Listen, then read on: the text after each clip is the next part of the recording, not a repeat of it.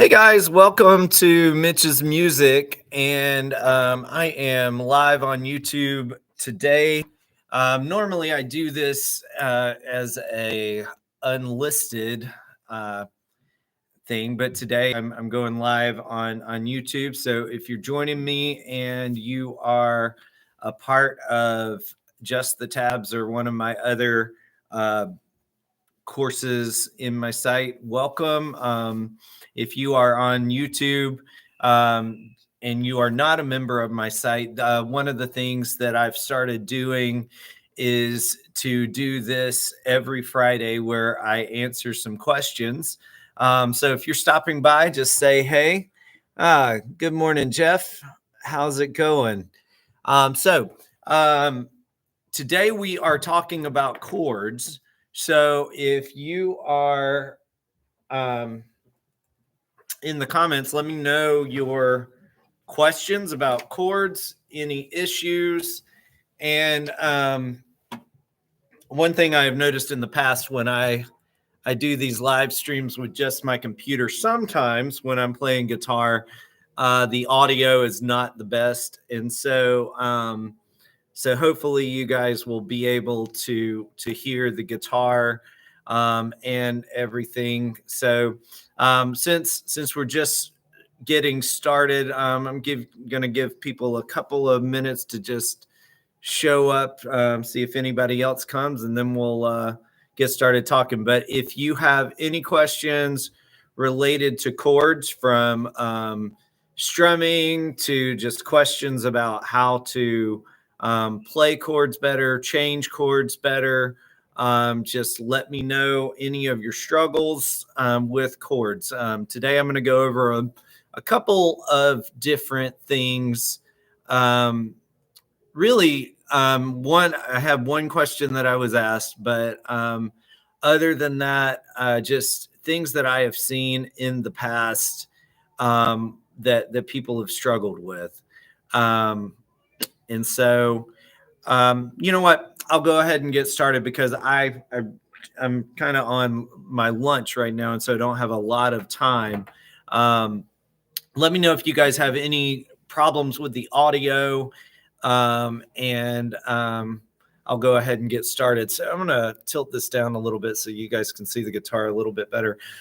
So with chords, and especially if you are starting as a very beginner, most people don't think about the fact that chords are kind of divided into two things that are going on. Thanks, Jeff.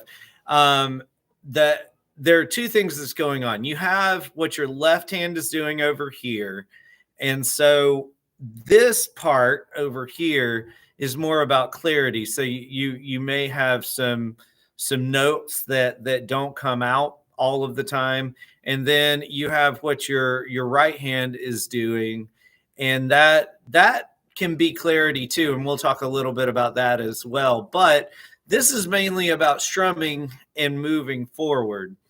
And when you're first approaching chords, or if you're trying to get better at chords, I would suggest approaching it that way, to look at it as two separate things. And so when you're trying to learn chords and you're working on clarity, think about that over on this side. And so, like, if I had noticed that my G chord or whatever was not sounding, I had a couple of strings, what I would do is just maybe start out, run through the chords that I'm struggling with, or I feel like could be clearer, and just pick through each individual note,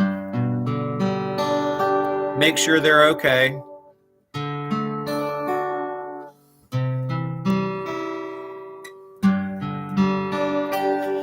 Make sure that they're okay. And then after that, you're done with that part, right? So you know that under standard circumstances, you're clear over here with your chords. Now, when you're switching back and forth, that clarity may go away. But once you start actually playing a song, I would prefer in general to focus more on the actual strumming part, because I feel like one of the things that I see students struggle with the most is they worry more about this side and the clarity, and they start to get this better, but on this side they have started to get in the habit of stopping, and so they get into this problem of just keeping a rhythm and keeping that going. And so I would focus on, like, if you're having problem with clarity, just go ahead and check over here, and then once you get started, only worry about your strumming and your changing. um, and one of the things that I have found as far as changing chords goes, like if you have a certain progression that you have a hard time going to, normally it's because it's not quite in your muscle memory yet on your hand. And so one of the things that I have done with my students in the past is say that it's a 4 beat passage, right? I would say, and say you're very beginner, you're wanting to go to from G to D or something like that, something fairly simple. So, like, say it's your first time ever doing that. I would just play the G, then I would wait those same 4 beats, 1, 2, 3, 4, and use that time to switch to D. Then 1, 2, 3, 4, back to D or G. Do something like that. And what I have done in the past with students is like drop a beat each time. So the next time they're doing 3 beats in between. So 1, 2, 3, 4, 1, 2, 3, 1, 2. Now it feels a little weird, but what it's doing is it's limiting that time in between. But it's also still kind of keeping you on the beat. The other thing, if you are if you're trying to get better at strumming, use YouTube is a great tool. So if you're playing a song that is a little bit too fast for you at the time, use the YouTube setting at the top to slow it down. That is a great tool. Now the audio gets a little shady, but that's one of the great things that you can use to just kind of work on the strumming, and just keep moving. And then the only other thing I would say before we talk a little bit about how to, like, my approach and thought about actually strumming is lost my train of thought for a second.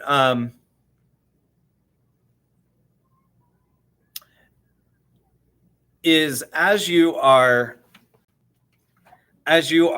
changing these chords over here, like I said, don't worry about clarity too much. Just worry about keeping going and keeping your right hand moving.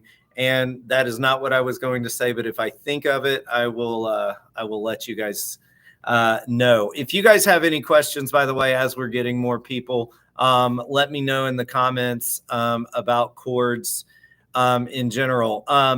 Now, as far as strumming, so that's this side. As far as strumming, what happens to you all the time, Jeff? Which part? But as far as strumming goes, I would not worry too much. Oh yeah. yeah, I definitely, and especially on the live stream too. I'm like looking at a image of myself and trying to read comments as they come in, and so yeah, definitely lose my train of thought.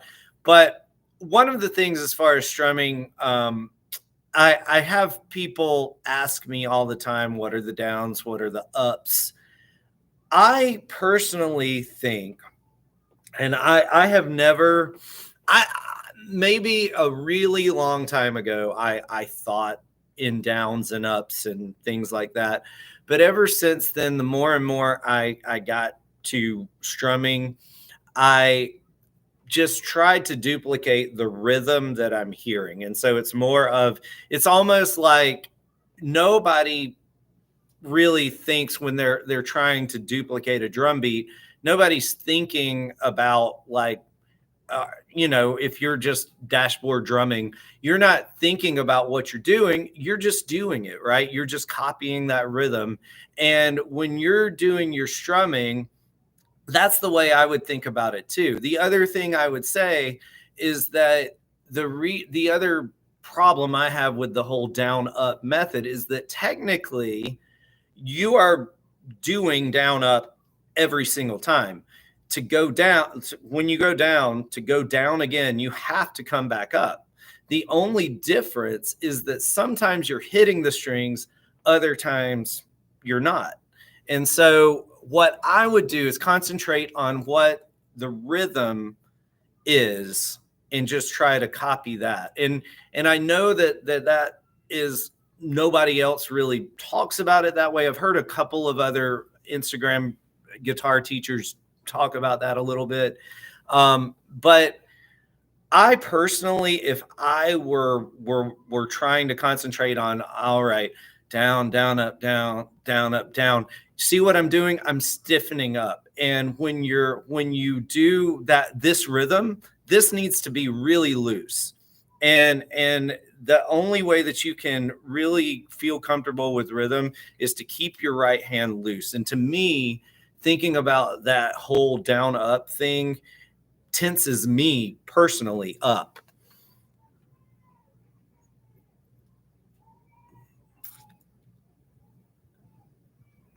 Yeah, for sure. Memorize, and it can be, I guess it can be helpful.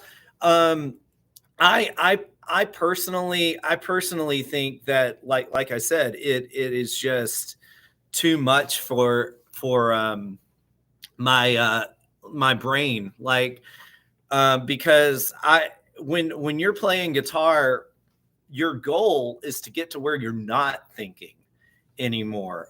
That really is your goal, is to get to the point where your muscle memory is just taking over for you. And so when I'm playing now, and this is like, since I have started doing these, since I've started adding, like when I do strumming patterns and things like that, since I have started adding those picking patterns and things like that, some of those tabs, by the way, are the most frustrating, because I am not thinking about, well, I don't know what I'm doing until I listen to it again. And I pay, and sometimes I'm changing my pattern just because I guess that's just what my mind went to, or what I thought fit into that. Clear sounding bar chords. So, this was actually one of the things that I was going to get to. So let me finish up with strumming, and then we'll talk about getting clear sounding bar chords. So strumming, worry more about the rhythm. Even if the other thing that I find with strumming is that when you're actually coming up, you're brushing the strings. And so your down in general should be harder and hit more of the strings than your up does. So your up should just kind of brush the strings. And so that's one of the things I feel like. So if your downs and ups sound the same, that is going to slow you down and make your playing sound a little clunky. So what I mean is, so a down and up should sound something like, instead of, and when I'm coming up, I'm not hitting every single string. So let me see.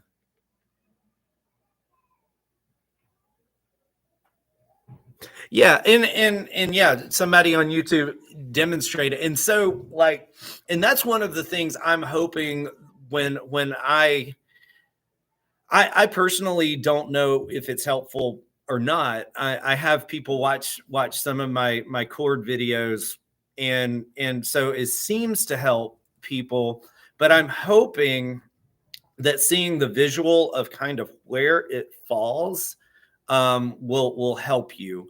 But when I'm depending on the speed of your strum, I would just say that your general strumming is you're doing this the whole time. You're doing this the whole time. And if you're not doing that the whole time, then you're probably going to get off beat. And one of the things that's going to keep you on beat is, like I said, you want your down to be a little harder. That is going to be a little bit of a more accented beat. So your downs are normally going to come on 1, 2, 3, 4, or 1, 2, 3, depending on your time signature or whatever. And so that is your accent. And if you hit those a little bit harder, it's going to help you keep in beat a little bit better.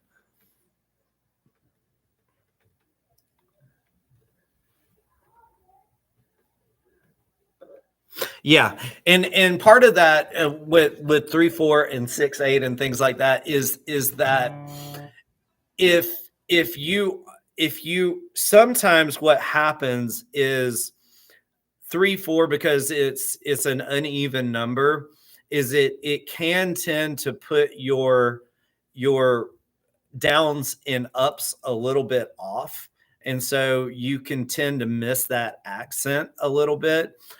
For those, so like if you're doing 3/4, think of trying to get your accent on the 1 every single time. So if I was doing 3/4 and I was doing eighth notes, let me just do it on a G. So 2 and 3 and 1, 2 and 3 and 1, 2 and 3 and 1. And so like if I was doing 6/8, 1, 2, 3, 4, 5, 6, 1, 2, 3, 4, 5, 6. So you want either the 1 on the 1, 2, 3, or the 1, 2, 3, 4, 5, 6 to be a little bit better. And okay, so let me before I could say, we could talk about that part all day. Now, let's talk about bar cards, because this was the other question I got. This was one of the ones that I did get a question on. So first of all, let me be clear in that bar chords, if you listen to my strumming on some of these videos, especially the ones where I'm doing picking, my bar chords are by no means always clean by any stretch of the imagination. I have the same problems you guys do when you get up here, getting those chords to be clear. So like if I'm playing, and my strings are old, sorry about this, it's a little bit out of tune. I need to change these things. But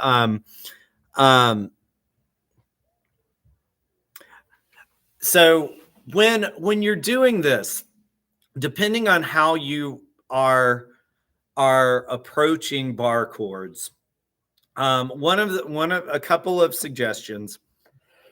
If you're playing a bar chord and you're doing just sort of like a chunky rhythm, like, I would not worry about playing the whole thing at all. I would not. There's no reason for you to do a full bar chord line. There's no reason for you to do that. So if you're doing that kind of like,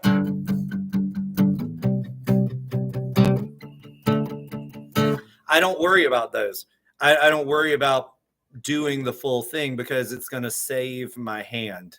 One of the things with bar chords, like even as long as I've been playing, my hand still gets tired. If I'm playing bar chords a lot, my hands are exhausted by the time I'm done with it. And so when I'm playing live, sometimes I have to position my songs like that. So if I have a bar chord heavy song, I have something that's more open chords after that, just to give my hand a break, because it, like, to me, in my opinion, the muscle part, your muscles get stronger, but the fatigue never really goes away. So a couple of things when you're doing the full bar chord is, for instance, this one right here, like if I'm doing this B flat, but I want to pick, right? I'm cheating. So I don't know if you can see, I'm not playing the whole thing. I'm not barring all the way up here. And so try to save your fingers as much as you possibly can, right? So really all I need to play this is this top one on the A string. I need this. And then if I'm picking, I need that one. Like, so say I want the third, right? So say if I tried to do this like a regular bar chord, that note right there is going to be a little bit hit or miss for me. As I get tired, as I go on in the song, it's going to kind of start to fade away. So maybe experiment with some different ways to play it. And like I said, it depends on what you're doing. If you're strumming a bar chord, you can cheat a lot more. I would just pay more attention to the lower four strings, so the E, A, D, and possibly the G string, and then just try to keep your pick up around there. And so see, I'm playing them, but you can still get a pretty good strumming pattern. But I have my hand covering those bottom strings, and so you can't hear them. So it's just really with bar chords, it's all about economy and trying to play only what you need to play. And I would also suggest the same pattern that I talked about in the earlier, is to check yourself, make sure that you can get all the strings. And then like once you're actually in the song, try to pay a little bit more attention to what you actually need, which notes of that bar chord you actually need, and make sure that those fingers are sounding. And like I said, other than that, it's just all about finger strength. I tend to like to have my thumb near the middle in general for bar chords, and just really use my thumb to press it down. And then on top of that, other than that, just also, if you have a problem with some strings not sounding, I like to make sure that your fingers are kind of angled forward a little bit, and that's going to help you like not go down onto other strings. Let's see.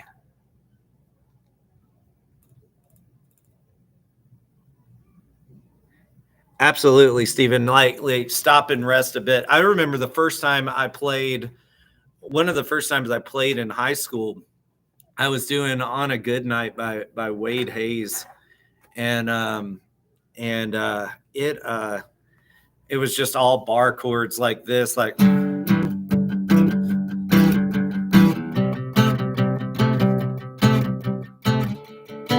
something like that. And by the time I got done, my like this muscle right here was just so big I could barely move my hand.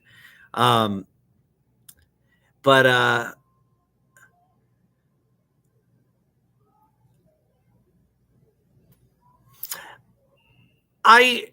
do so Jeff, I do the thumb over to hit the low E string. I really only do that for this D with the F sharp.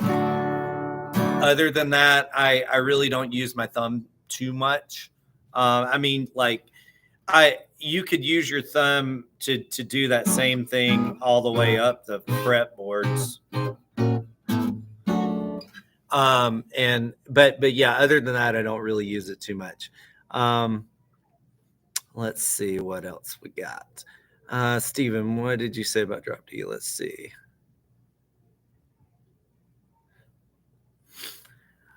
So I'm assuming you're talking about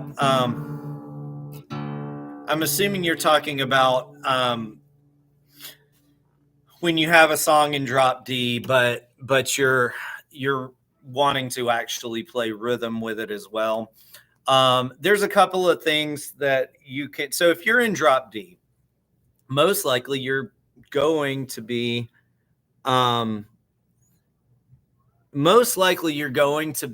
in the key of D, most likely.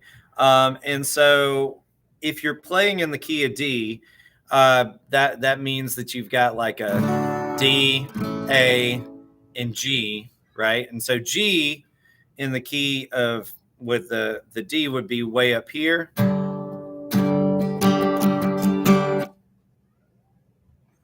Yeah, so you can do it this way, which is a little bit cumbersome. The way I do it a lot when I'm trying to do that is I will just, so like, let's say that I have a progression like D, A. And then when I go to G, one thing that you can do is just kind of mute that A string and play. Or you could even just put your, you have a D right here. And I mean, to me, that sounds full enough.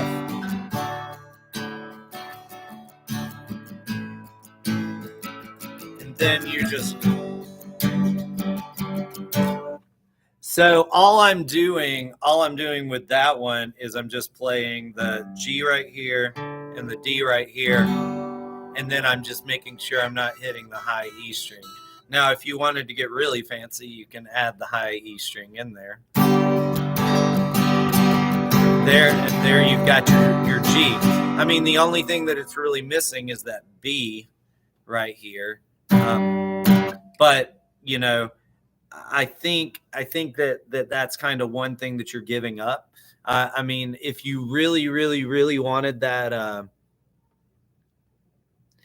if you really, really wanted that B to be in there, you can also always just skip the E string altogether and just play. So just a D, A, G. Just skip that D string. I mean, technically D is in a G chord.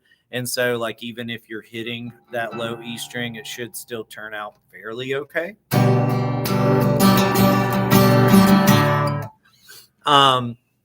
So I hope that answered your question. And so the other thing I would say about chords and strumming is that the other thing that most people miss is that actually playing the right strings is extremely important. So let me tune back up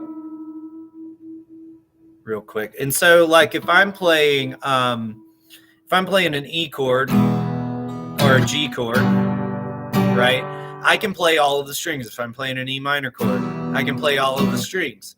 So 6 strings. When you are playing an A chord, a C chord, a D chord, you're not playing all of the strings. So if I'm playing a C, I need to make sure that I'm playing the bottom 5 strings, right? If I play all 6 strings, it's going to sound muddy. Now, there's a place for that. You can use that to do different things, but in general, you don't want that sound. So if that's one of the things that you want to get better at, one of the ways that you can do that is to practice more of like an old style country rhythm. So like when I'm playing C, just make sure that you're hitting that 5th fret. I mean the A string, and then strum. So that gives you a little bit better of like making sure that your pick accuracy. And then after you make sure that you're picking in the right place, you can eventually just get to where you do that. And I'm also, like I said, you can always find ways to cheat. I am bringing my thumb up right here.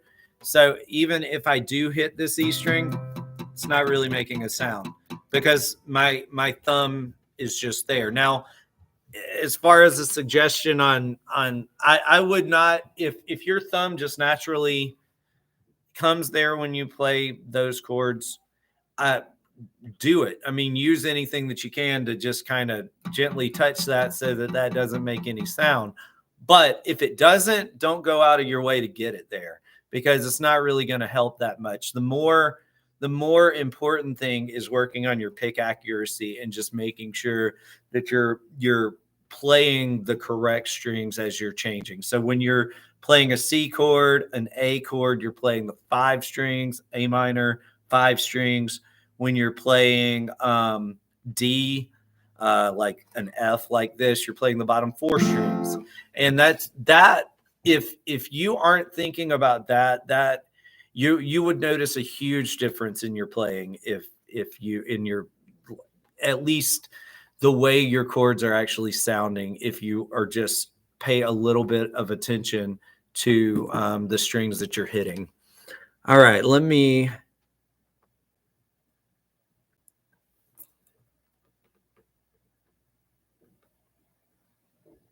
Yes, yeah. So in general, yeah, bar chords are definitely like that.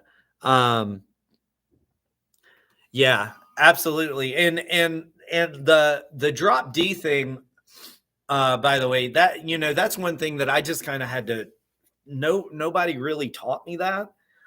Just as I learned what notes were actually in the chord, I kind of figured a way to play it, and I've played it different ways depending on what sound I want.